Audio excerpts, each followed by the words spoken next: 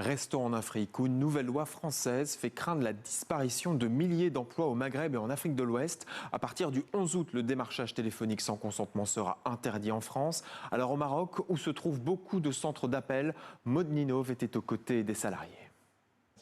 Terminé bientôt le démarchage téléphonique sauvage en France. J'ai votre accord pour mettre en place votre contrat. À partir de ce 11 août, l'accord explicite du client devient obligatoire. Une bonne nouvelle pour tous ceux qui subissent ces appels intempestifs, une très mauvaise pour tous ceux au Maroc qui vivent de cette activité. La France représente 80% du marché. Dans ce centre d'appel de Casablanca, tout s'est arrêté.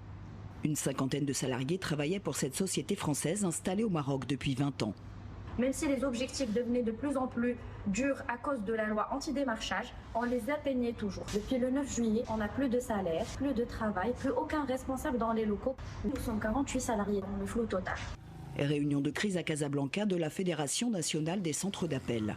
Jusqu'à 50 000 emplois sont menacés par cette nouvelle loi, selon le gouvernement marocain. Certains employeurs sans scrupules profitent de l'occasion pour licencier les salariés sans droit, sans indemnité. La répercussion concerne tout le marché français, au Maroc, en Tunisie, au Sénégal, aux pays d'Afrique de l'Ouest, à Madagascar. Vu l'exonération des impôts pour ces boîtes, l'aide, les terrains, les bâtiments, tout le processus en fait d'accueil de ces multinationales, on ne voit pas cette contrepartie quand les salariés ils sont confrontés à un sort de chômage. Des conséquences sociales sont aussi attendues en France. On a des entreprises aujourd'hui qui nous disent on va diminuer le nombre de sites, diminuer le nombre de mètres carrés. En France, on estime entre 8 000 et 10 000 emplois qui sont concernés.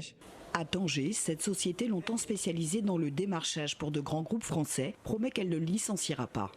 Il y a 3 ans, elle a fait évoluer son activité du démarchage vers le service après-vente.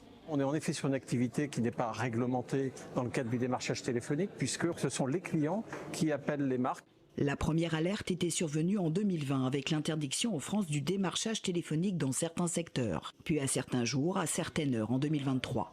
Ce secteur a été réglementé parce qu'il y avait des mauvaises pratiques. Cette année, on va faire plus de 25% de croissance. Depuis le début de l'année, on a recruté 200 personnes et on a encore 100 postes qui sont ouverts. Au Maroc, gouvernement et syndicats appellent les sociétés à cette évolution pour éviter les licenciements massifs.